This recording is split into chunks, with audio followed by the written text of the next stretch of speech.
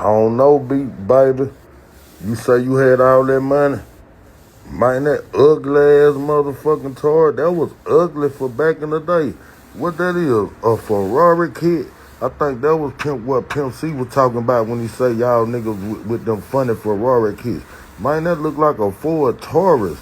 My grandma had one of them. You did better with the station wagon.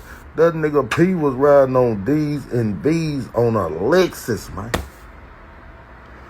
Triple goals.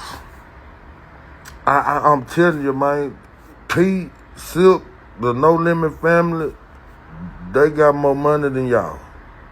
P got more money than Bird and Slim, man. They do. P, Silk, and C Murder, they do. They all got more money than Bird.